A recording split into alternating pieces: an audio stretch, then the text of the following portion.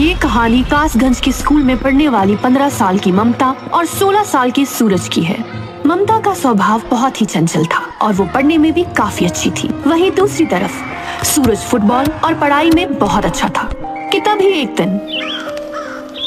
सूरज सुनो ना, हमें कब तक एक दूसरे के बिना ऐसे अकेले अकेले रहना पड़ेगा?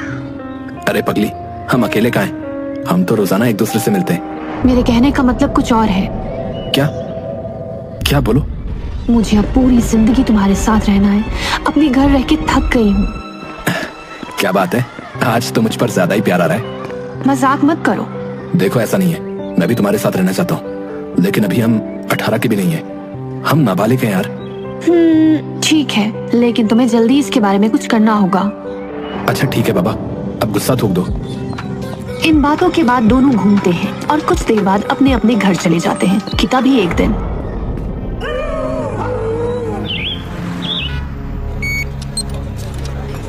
सूरज, मुझे मेरे घर नहीं रहना, मुझे यहाँ से कहीं दूर ले चलो। तुम रोना बंद करो, मैं कुछ सोचता हूँ यार। ठीक है चलो हम भाग चलते हैं। जाओ कपड़े पैक करो और रात को 11 बजे मुझे पोस्ट ऑफिस के पास मिलना, ठीक है? ठीक है, तुम जल्दी आना। दोनों अपने घर से भागने के लिए पूरी तैयारी के साथ निकलते हैं। हाँ, तुमने सब रख लिया ना? हाँ चलो। दोनों चोरी छुप के शहर से बाहर निकलने की कोशिश कर रहे होते हैं कि तभी अचानक एक पुलिस की गाड़ी सामने आ जाती है। रुको रुको, आधी रात को तुम दोनों कहाँ जा रहे हो? कहीं नहीं सर, हम बस अपने घर जा रहे हैं। ज्यादा चालाकी दिखा रहा है? सही सही बता कहाँ जा रहा है इस लड़की को लेके? और शक्ल से तो तुम दोनों नाबालिग लगते हो। नहीं नहीं। हाँ सर, हम घर से भाग रहे थे क्योंकि हम दोनों एक दूसरे से शादी करना चाहते हैं। ये कोई शादी करने की उम्र है? लगाऊं क्या एक? चलो बैठो गाड़ी में। नहीं नहीं, मुझे जेल नहीं जाना। अरे डरो मत, जेल में नहीं डालूंगा। बच्चे हो इसलिए घर छोड़ देता हूँ, लेकिन आइंदा मैंने तुम्हें भागते हुए देखा तो जरूर जेल में डालूंगा, समझे? पुलिस वाला दोनों को बिठा के उनके घर छोड़ देता है। कुछ दिनों तक मामला शांत रहता है। दोनों के घर वालों ने उन्हें अलग कर दिया था, लेकिन चोरी से वे दोनों एक दूसरे से मिला करते थे। ऐसे मिलते मिलते उन्हें 5 साल हो गए। अब दोनों बड़े हो चुके हैं। दोनों एक दूसरे के प्यार में इतने पागल हैं कि कुछ भी कर सकते हैं। और अब सूरज मर्चेंट नेवी ऑफिसर भी है। सूरज अपनी छुट्टियों में ममता से मिलने आया। हेलो डार्लिंग, देखो मैं तुम्हारे लिए क्या लाया।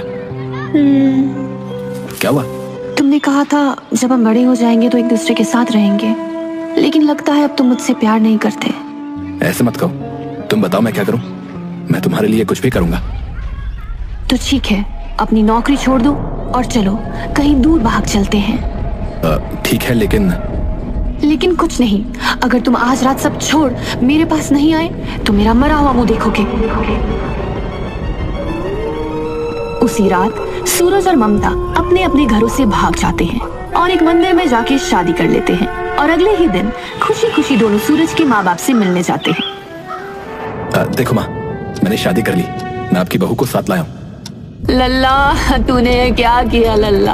अब हम समाज में तो मुंह दिखाने के लायक ही नहीं रहे। तेरे पापा तो शर्म से ही मर जाएंगे।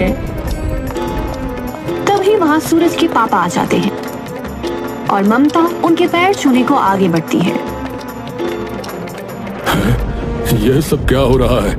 ये लड़की कौन है? पापा, हम दोनों ने शादी कर ली है। सूरज के पापा को ये सुनकर झटका लगता है और वो अपने सीने को पकड़ के कहते हैं, शादी कर ली? चले जा मेरी नजरों के सामने से। आज से तू हमारे लिए मर गया समझा, और हम तेरे लिए। चल जा यहाँ से। आप अपने आप को संभालिए। हमारे खून में खराबी है तो हम क्या कर सकते हैं। जाओ और जाके इसके पिंडदान की तैयारी करो। आज से हमारा बेटा मर गया। सूरज के दिल को चोट पहुंचती है, लेकिन वो ममता को लेके ममता के घर जाता है। पापा, मैंने शादी कर ली। नमस्ते पापा मम्मी, हमें आशीर्वाद दो। जब बच्चे हवा में उड़ जाते हैं तो उन्हें रोकना मुश्किल ही नहीं, नामुमकिन होता है। अरे आप भी ना, हमारी बच्ची बड़ी हो गई है और अब हमारी बेटी की कमी भी पूरी हो गई। सूरज और ममता अपने घर वालों से मिलने के बाद अपने किराए के घर में जाते हैं। दोनों हंसी खुशी अपने घर में रहते हैं। लेकिन असली दिक्कत अब शुरू होती है। इस शादी के चलते सूरज ने अपनी इतनी अच्छी नौकरी छोड़ दी। ये अच्छी जॉब है, मुझे इसके लिए अप्लाई करना चाहिए। हस्बैंड जी, क्या देख रहे हो? अरे मैडम जी, नौकरी तो चली गई, अब काम तो ढूंढना पड़ेगा ना। ठीक है, तुम ढूंढो, मैं तुम्हारे लिए चाय लेके आती हूँ। ममता चाय बनाने के लिए रसोई में जाती है। रसोई में एक खिड़की होती है, वहां से कुछ लड़के ममता को देख रहे होते हैं और जैसे ही ममता उन्हें देखती है, मन ही मन मुस्कुराकर इतराने लगती है। ये लो चाय। लाओ डार्लिंग, एक बार घर हुआ हूँ, मेरे ही माँ पापा हैं, कब तक गुस्सा रहेंगे।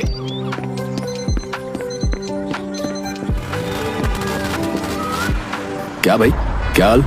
और ये खाना कहाँ से ला रहे हो? आदमी बिना कुछ बोले वहां से चले जाता है। बड़ा अजीब आदमी, बिना कुछ जवाब दिए ही चला गया। तभी सूरज अपने घर की ओर आगे बढ़ता है और देखता है कि उसके घर से धुआं उड़ रहा है। पापा। फिर सूरज की नजर उसकी तस्वीर पर पड़ती है जिस पर फूलों का हार चढ़ा हुआ और उसके घर वाले उसका पिंडदान कर रहे हैं। ये देख उसके पैरों से जमीन खिसक जाती है और वो रोते हुए भाग जाता है। थोड़ी देर बस स्टॉप पर बैठने के बाद इंटरव्यू देने जाता है।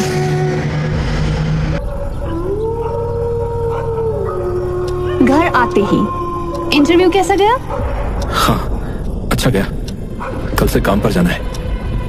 क्या हुआ, कुछ बात है क्या? मेरे माँ पापा ने मुझे छोड़ दिया, मैंने इतनी बड़ी गलती की थी क्या? रो मत, मैं हूं ना। जैसे जैसे टाइम बीतता जाता है, चीजें ठीक होने लगती हैं और दोनों हंसी खुशी साथ रहते हैं। और 1 साल बाद उनके घर एक छोटी सी लड़की जन्म लेती है। मैं बहुत खुश हूँ, तुमने मुझे दुनिया की सबसे बड़ी खुशी दी है। देखो, ये बिल्कुल तुम्हारे ऊपर गई है। मैं इसके लिए कुछ भी करूंगा। दोनों मिलकर उनकी बेटी को पालते हैं और वो तीनों एक खुशहाल फैमिली की तरह जीते हैं कि तभी एक दिन सूरज का दूर का भाई घर आता है। अरे आओ भाई, यहाँ बैठो, इतने दिनों के बाद कोई अपना आया है। हाँ भाई, किसी को तो आना ही था। और बता, भाभी कहाँ है? वो गुड़िया के पास है। ममता। हाँ आई। अरे देखो भैया आए हैं, जाओ इनके लिए चाय बना लाओ।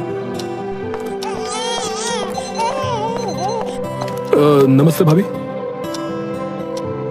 नमस्ते, मैं अभी चाय लाती हूँ। और बताओ, आजकल क्या चल रहा है? कुछ नहीं भाई, कनाडा में एक बेकरी की शॉप पर काम मिला है, बस कुछ ही दिनों में वहां के लिए निकलना है। अच्छा, ये तो बहुत अच्छी बात है। अच्छा यार, क्या एक बात मैं पूछूं? हाँ हाँ बोल भाई। अब गुड़िया भी है और पैसे की बहुत प्रॉब्लम होती है, तो क्या तू मेरी भी मदद कर सकता है क्या? अगर मुझे भी कनाडा में काम मिल गया तो अच्छा होगा यार। ठीक है, तू तैयारी कर, मैं पता करवाता हूँ।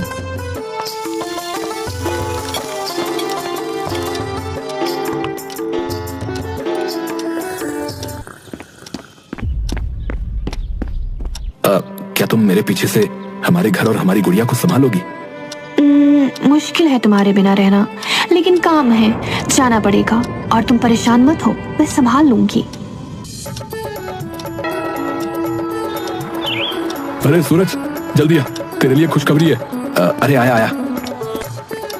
जल्दी से अपने सारे पेपर और डॉक्यूमेंट तैयार कर ले, 2 दिन बाद तुझे कनाडा के लिए निकलना है। थैंक्स भाई, तेरी जितनी तारीफ करो उतनी कम है। जा तो रहे हो, लेकिन तुम्हारे बिना एक दिन भी 1 साल जितना लगता है। सूरज और ममता तैयारी करते हैं और 2 दिन बाद सूरज कनाडा के लिए निकल रहा होता है। एयरपोर्ट पर। हमारी गुड़िया का ध्यान रखना। हाँ जाओ, वहां जाकर हमें भूल मत जाना। सूरज को कनाडा गए हुए कई हफ्ते हो जाते हैं कि तभी एक दिन ममता को रास्ते में उसका एक खास दोस्त आदिल मिलता है। अरे ममता, तुम? आदिल? अरे मुझे पहचान नहीं पा रही क्या? नहीं, तुम्हें कैसे भूल सकती हूँ। आओ मेरे घर चलो, यही पास में ही है। ठीक है। ममता आदिल को अपने घर ले जाती है, लेकिन आदिल को देख के साफ पता चल रहा था उसके इरादे ठीक नहीं हैं। ममता उसके बारे में सब जानते हुए भी उसे घर ले आई। तुम यहाँ बैठो, मैं तुम्हारे लिए कुछ खाने को लाती हूँ। ठीक है। ममता रसोई की जगह अपने कमरे में जाती है और तैयार होना शुरू कर देती है कि तभी वहाँ आदिल आ जाता है। तुमने तो मुझे डरा ही दिया। तो तुम रसोई की जगह यहाँ क्या कर रही हो? मैं वो नहीं, मेरी शादी हो गई है और सूरज को पता चला तो वो मुझे कभी माफ नहीं करेगा। अरे उसे कैसे पता चलेगा? देखो मुझे पता है, वो अभी कनाडा में है और अपने चेहरे का रंग तो देखो कितना फीका हो गया है, एकदम बोरिंग। लेकिन कुछ नहीं। ये देखो, मैं तुम्हारे लिए एक खास चीज लाया हूँ। ये क्या है? अरे ड्रग्स है, ड्रग्स। तुम ये लो और एक अलग ही दुनिया में खो जाओ यार। ममता ड्रग्स को सूंघती है और अपना होश खो बैठती है और उसके बाद आदिल और ममता हम बिस्तर हो जाते हैं। ये सिलसिला कई महीनों तक चलता है, जहां ममता नशे की दुनिया में कदम रख चुकी है। तभी एक दिन ममता की माँ घर आती है और आदिल घर से निकल रहा होता है। आओ माँ। ये कौन है और तुमने अपनी क्या हालत बना रखी है? अरे माँ कुछ नहीं, वो बस मेरा दोस्त है। तुमने ये नशे की आदत कब से लगा ली? और सूरज को ये सब पता चलेगा तो उसे कितना बुरा लगेगा। अरे माँ तुम परेशान मत हो, उसे कुछ नहीं पता चलेगा। तभी सूरज का वीडियो कॉल आता है।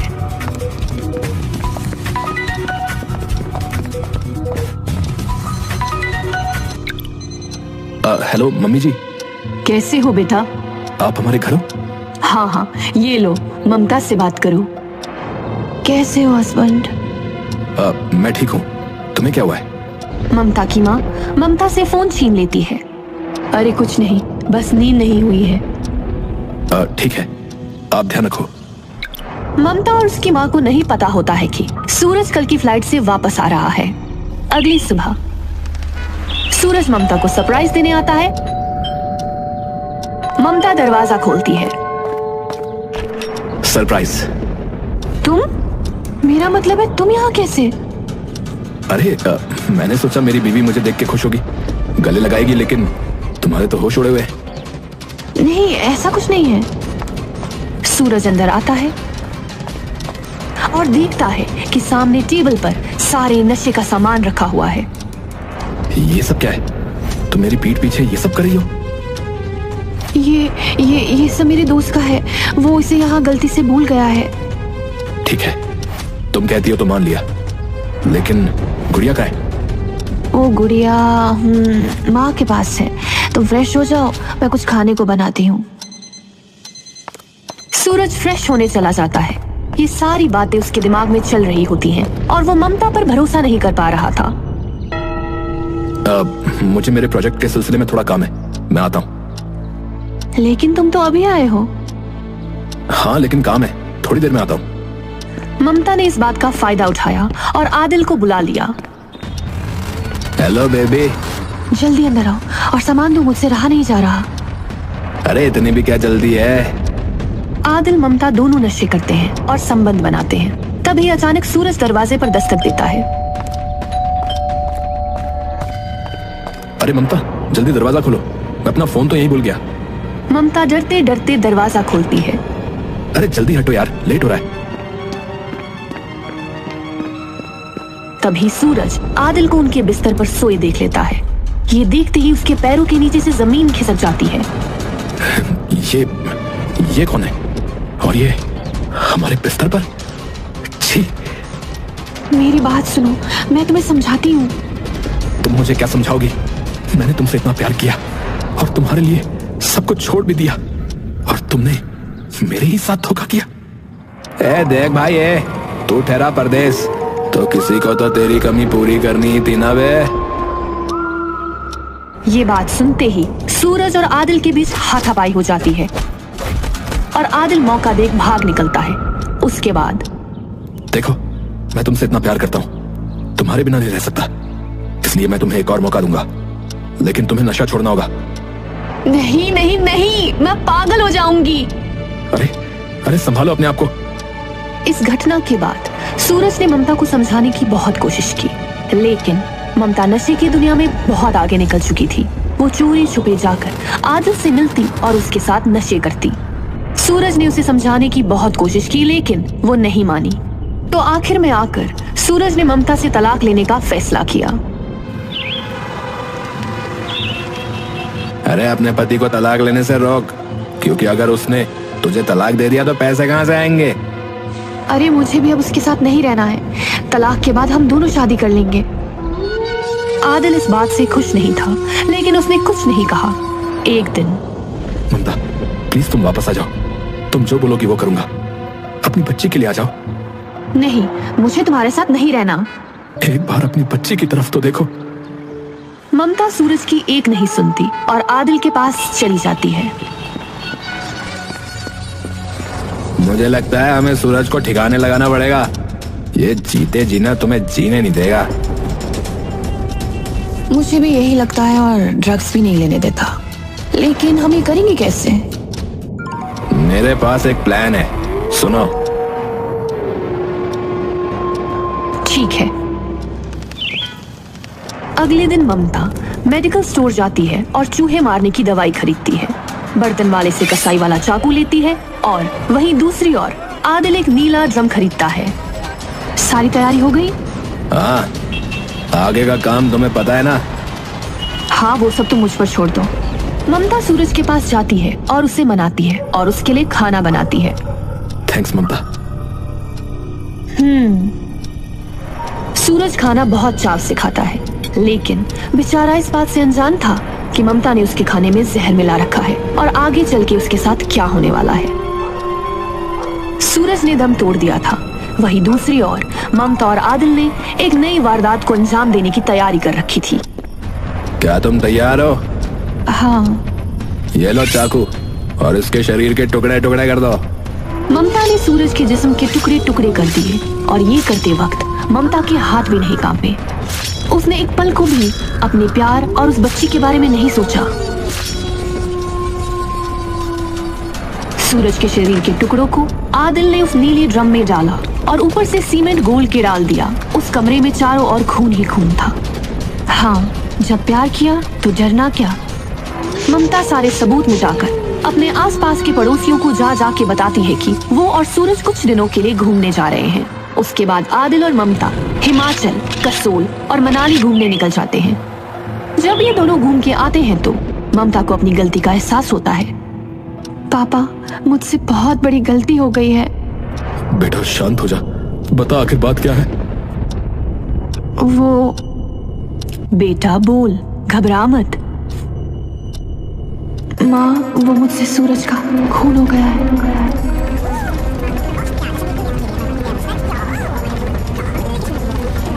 हम तेरा इसमें बिल्कुल भी साथ नहीं देंगे।